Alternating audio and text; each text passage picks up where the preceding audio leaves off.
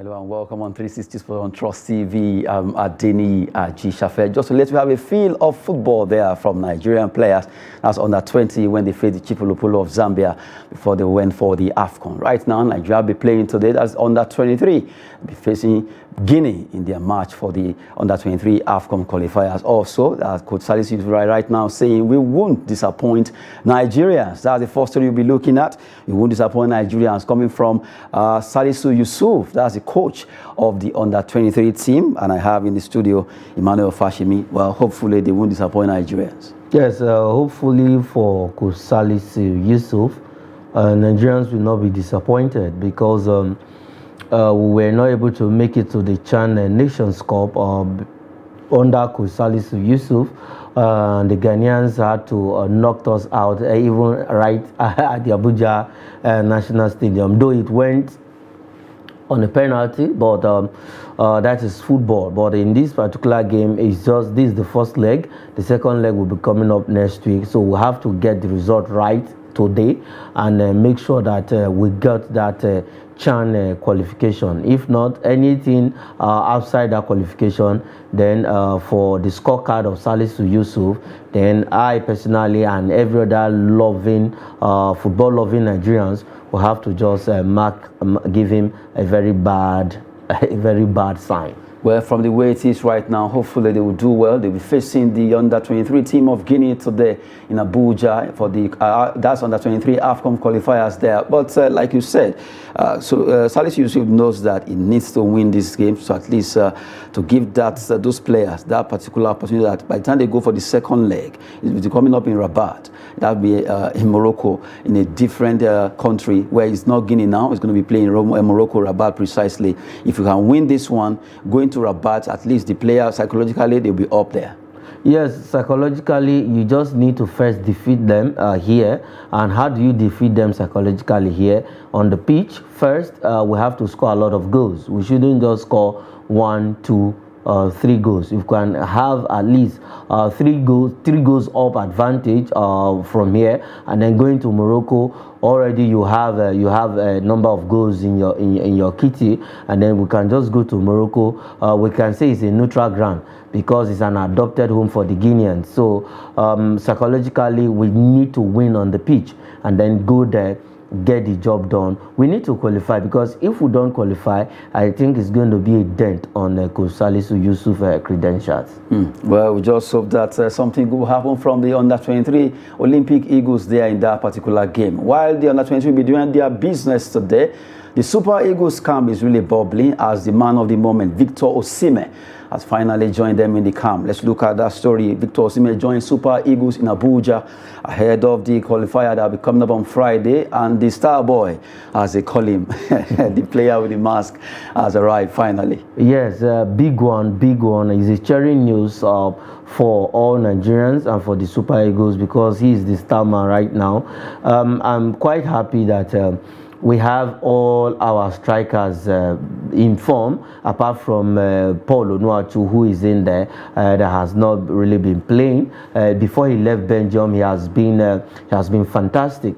Then he made a very wrong move coming to Southampton. But for Victor Osimhen, I think Victor Osimhen has added spice and life into the squad, and we know that he's going to start. And in the last game we played, the qualifiers, he got a couple of goals against Atuma and Principe. He scored for Nigeria. So coming into the camp today, I think he's going to give us that confidence up front. Osimhen is around, and we hope that he will add that spark. We saw what he did against Ghana. Despite the fact that his goals was ruled out, he still managed to score there, and right now he's ever hungry for goals. Osimhen, Victor, among all the players that will be playing on Friday by the time they face the Jotsos of Guinea-Bissau in that particular game against them at the MK Abiola Stadium. Still rooting for Eagles. They need to really rewrite history when it comes to playing football for Nigeria. A lot of Nigerians are not happy for what has happened concerning Nigerian football. Well, right now, let's hope that things will get better as they prosecute those games. Under 23 Eagles, that's the Olympic Eagles today, and you have Super Eagles on Friday. Now we talk about the Nigerian National League, NNL. It has returned, and now matches have actually started. Let's look at some of those stories. NNL, Madiba FC, Ikorodu City, record wins in opening matches. They did well against all the teams they faced in their games, and good one. Let's look at the result as it went down just yesterday. Ikorodu City defeated FC Ebede 3-1. Madiba FC did well against Ekiti United 3-0. That's kind of a goal rush for those two teams from Lagos. Really goal rush for those two teams in Lagos. The NLN, thank God, is up and running, because this is where we produce teams that come to the MPFL, and we have waited for this time to come up. And for Madiba FC, I think we remember the time of Julius Bergers of Lagos. They were one of the biggest teams we have in Nigeria then, and then playing in the Nigerian league then as at then. But right now, we don't have any team who is from Lagos playing in the MPFL. We still want to see teams from Lagos playing in the MPFL, and if Ikorodu FC gets it right this time around, or Madiba FC, I think we can have one of them playing in the MPFL this next season.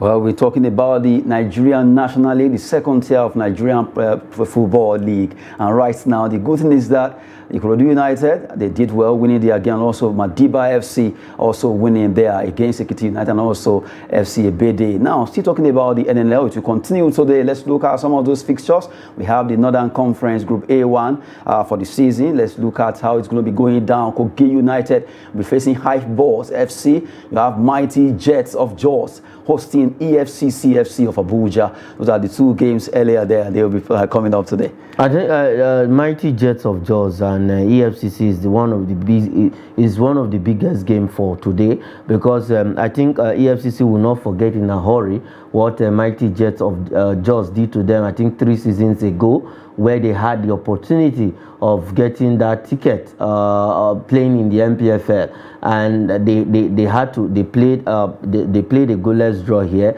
and went to Jos and lost that game to Mighty Jets of Jos. The same thing happened to NAF FC then. So I think this time around is a different ball game, and for EFCC, they just played the FA Cup final last weekend. I think they are fresh, they are good. And for Mighty Jets of Jos, this is their first game. They've not really been playing games because the season was on break, though they had a couple of some trainings. But overall, just because I'm in the FCT, so I'm wishing EFCC to just take all the 3 points. Anyway, we're talking about the Northern Conference there. We just look at the A1 fixtures now. Let's look at Group A2, sitting in the Northern Conference. We roll through all the fixtures. Let's look at the A2 now, talking about the fixtures there. Katsina United, also CTFC. CTFC also from Abuja. Green Berets FC from Kaduna. They'll be playing against FWC champions, also of FCT. NAF FC of Abuja will be playing against Jigawa Golden Stars. 3 matches in this particular group. Big one, big matches there for CTFC.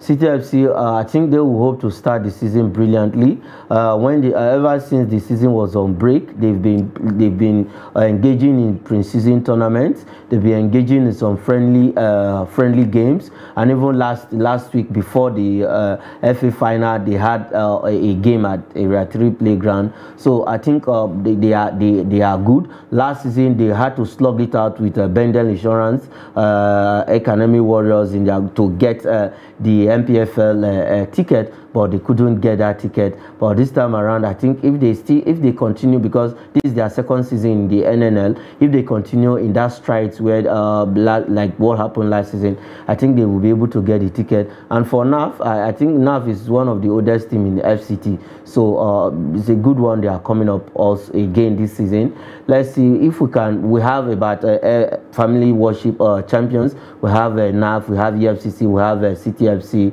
We have a lot of them. So at least we need to produce one team in the MPFL. I just hope it to be different now, because the same thing happened last season. None of them could make it out of, they all tried their best, but it never happened. But this time around, hopefully, they'll have one slot. Yes, of course, hopefully, because City FC actually pushed very well to get that MPFL ticket. I think Bendel Insurance was just too good. And they had to run away with the ticket. They ran away with that particular ticket there. That's football. They did well right now. They are also showing class in the MPFL. Now, let's look at the A3 fixtures in the NNL now. Sokoto United against Kano Pillars. Wow, that's a big match there.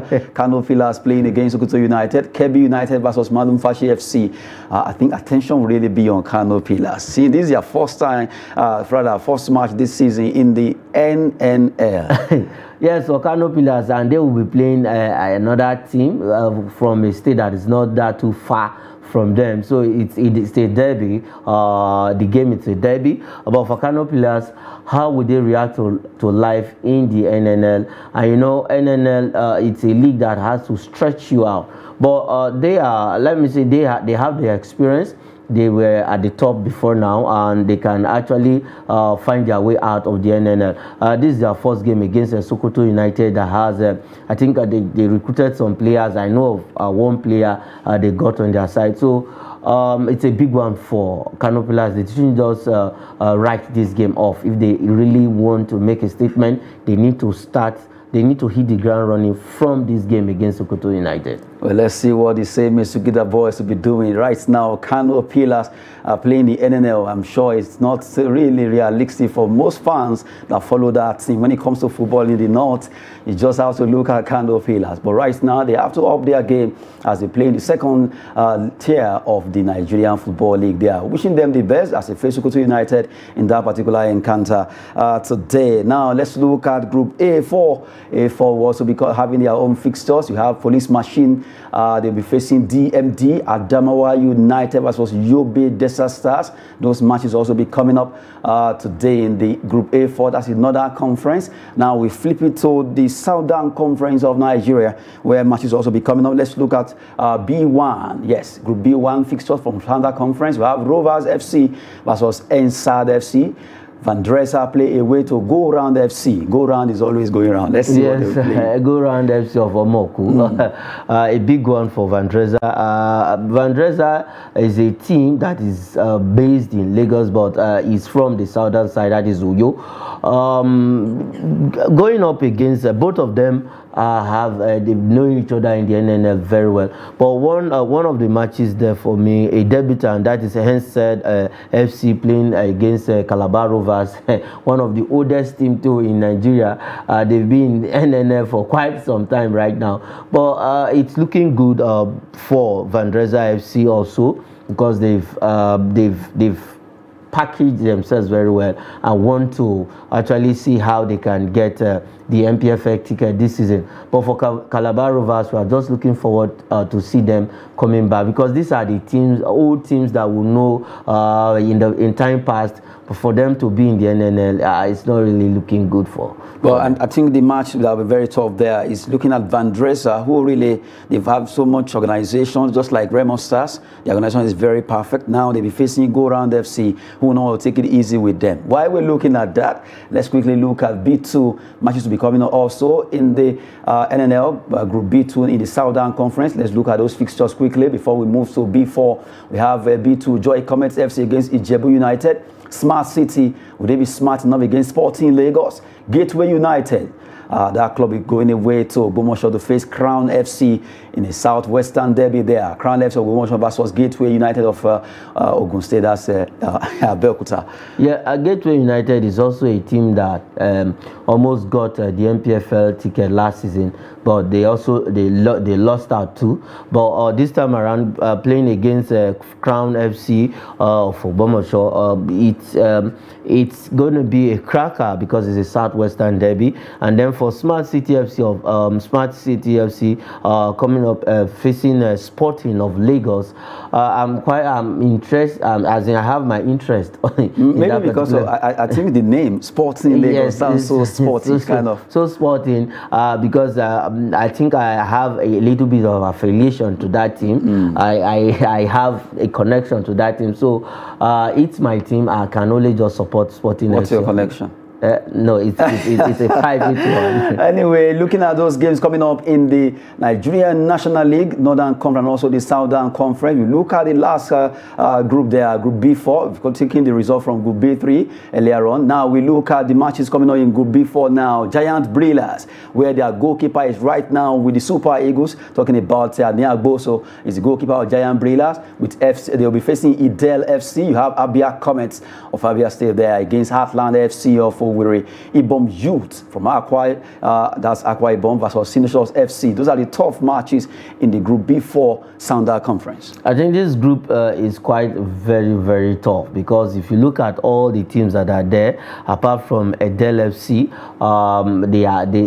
they are one of the biggest and the toughest team you can have in the NNL. And Heartland FC, also who were relegated from the MPFL, who want to bounce back, but against a team like Abia Comets, who also have a good playing structure and every organization going well for them. It's a southeastern derby for me, and it's going to looking good. But for Ibom Youth against Sinosho FC, Ibom Youth will take the 3 points. That's so sure.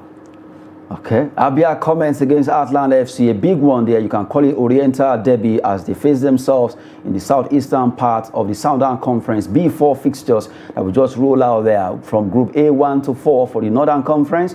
Or you have B1, B2, and B4 in the Southern Conference. B3 earlier on, Ikorodu United and also Madiba FC winning their matches against talking about Ebedei, and also not forgetting Ekiti United losing against those teams there. Just giving you updates concerning matches slated for the Nigerian second tier in the Football League in Nigeria. Their NNL is back, and we just can't wait to begin to see how those results be pouring in there. Quickly, let's talk about women football.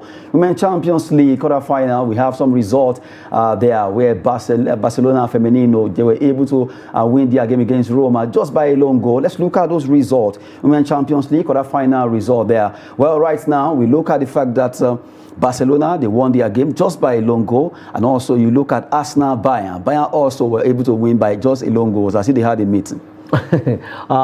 It's an interesting result. I think something has changed about the women's football, and something has changed in the Champions League. For Arsenal were on this stage quite some years ago. I think that the last time they graced this occasion was in 2017 thereabout. But for coming up against a Bayern side who also from their start they've been brilliant in their last 5 games in the league. They've won all their last 5 games. Arsenal also, apart from the loss, they lost a game before they defeated Chelsea in the FA Women Cup final, where I think that was 2 weeks back.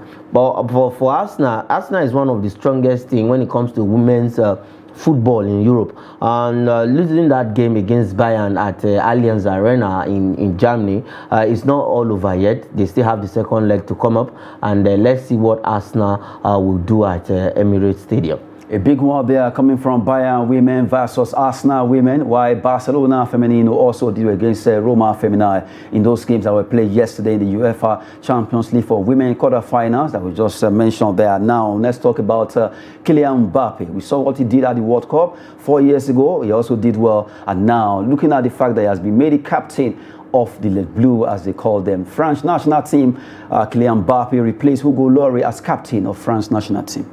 Yes, I think he is going to be one of the youngest captain we'll have in the Les Bleus right now, following the footsteps of Hugo Lloris.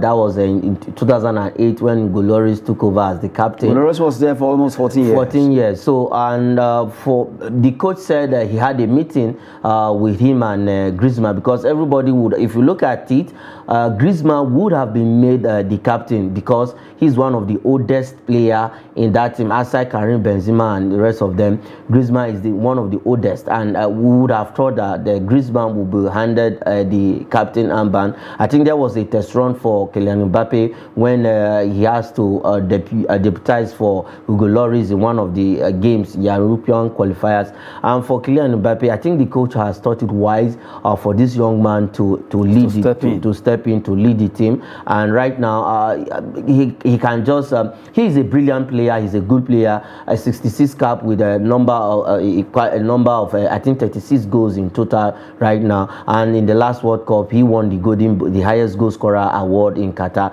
So I think for Kylian Mbappe, he has those leadership qualities. All this captain armband is doing right now is just to tell him to keep doing what he knows how to do and do more. Well, some people actually suggested that Griezmann should have been given the opportunity, no matter how short. Yeah, no matter how short it is, but because the coach had already had a meeting with both of them, and Griezmann would deputize for him whenever he's not there. So if Griezmann is okay with it, and then the other players support it, then let it be. But for Kylian Mbappe, I think it's good they give him the captaincy. I just hope it will be real, because we know a lot of issues concerning French Le Bleu, a lot of issues. By the time you open the can of worms, I still remember Benzema and they have shot a striker then. A lot of issues concerning that squad that is even affecting them. But let's leave that aside. As we look at the last straw on the show, talking about Jorge Sampaoli being relieved by Sevilla after looking at their stand on the table over there in Spanish La Liga. Sevilla sacked manager Jorge Sampaoli 2 points above relegation zone. Yeah, this man took over in October after Julian Lopetegui left the place, and just after 6 months he has been shown the exit door. In their last 7 games they've lost 5, so it's not really looking good. 2 points above the relegation zone, and 2 points can just be lost in just a game. So well, let's see the new man that will be coming in. Can he turn things around for Sevilla? Maybe they should just hire you. If they come for me, then I will do better than Sampaoli. Are you sure? Yes, of course. Those players will not want to play for you. That will be it on 360 Sport on Trust TV with Emmanuel Fashimi. Thanks very much. Thanks for having me. At least for the fact that you actually smile. You've been a bit, Adeni G. Shafe. Thanks for watching.